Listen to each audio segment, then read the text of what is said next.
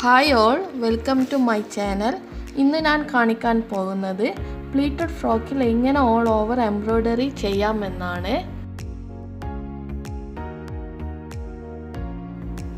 അതിനായി ഞാൻ ഈ കളർ തുണിയാണ് യൂസ് ചെയ്യുന്നത്.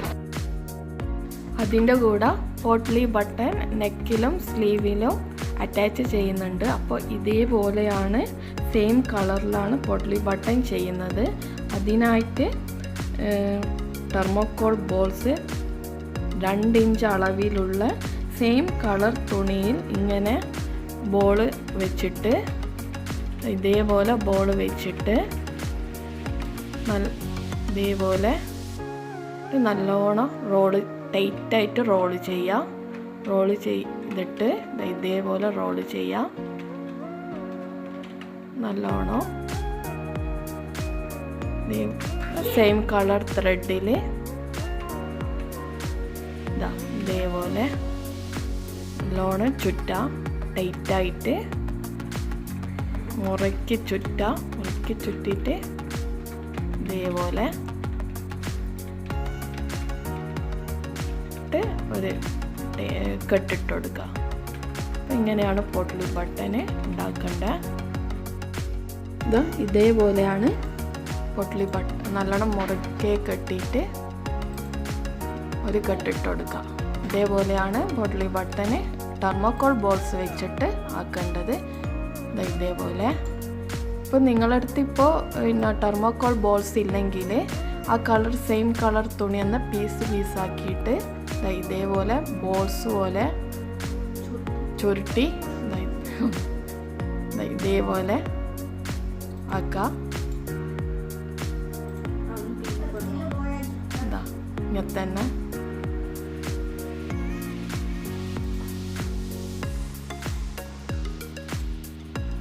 ഇതേപോലെ തുണിയും വെച്ചിട്ട് നമുക്ക് പോട്ട്ലി ബട്ടൺ ഉണ്ടാക്കാം. ഇനി അടുത്തത് എങ്ങനെ എംബ്രോയ്ഡറി ചെയ്യാമെന്നാണ്. അപ്പോൾ അതിനായിട്ട് ഞാൻ ഓൾ ഓവറാണ് കൊടുത്തിരിക്കുന്നത്. ഒരു ചെറിയൊരു ഫ്ലവർ ഡിസൈനാണ് ഞാൻ കൊടുത്തിരിക്കുന്നത്. അതിനായിട്ട് ഞാൻ സാറ്റിൻ എംബ്രോയ്ഡറിയോ പിന്നെ ഡബിൾ ഡേസി എംബ്രോയ്ഡറിയാണ് ഞാൻ കൊടുക്കുന്നത്. അപ്പോൾ സാറ്റിൻ എംബ്രോയ്ഡറി ഇങ്ങനെയാണ് ചെയ്യേണ്ടത്. ഇതേപോലെ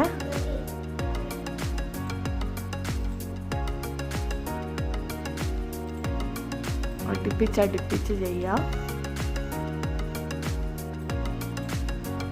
ഇതേപോലെ ചെയ്യാം.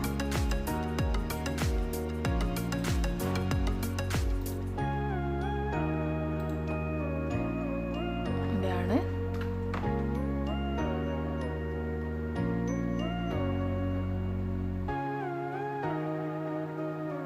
സർക്കിൾ ഫുള്ള് ഫില്ല് ചെയ്യാം.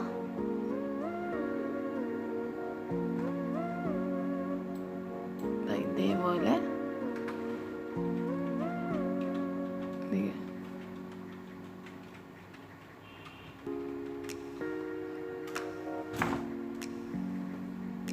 ഇതേപോലെ പിന്നെ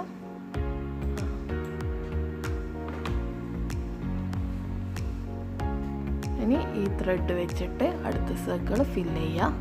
അങ്ങനെ ഈ 3 സർക്കിളും ഫില്ല് ചെയ്ത് കൊടുക്കുക.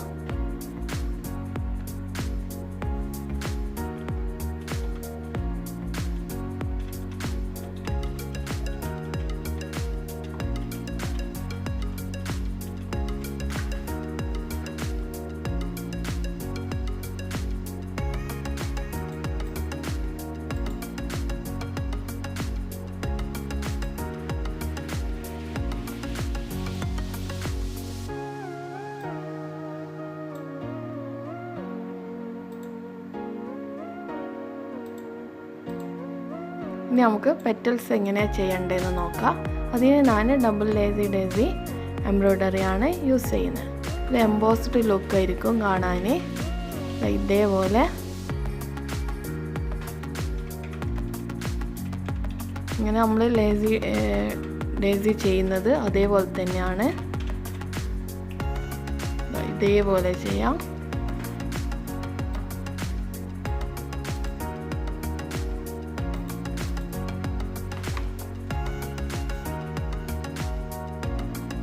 ഇതേപോലെ. എന്നിട്ട് സെയിം ഹോളിൽ നിന്ന് എടുത്തിട്ട് ഇതേപോലെ ഇങ്ങനെയാണ് ഡബിൾ ഡേസി ചെയ്യേണ്ടത്.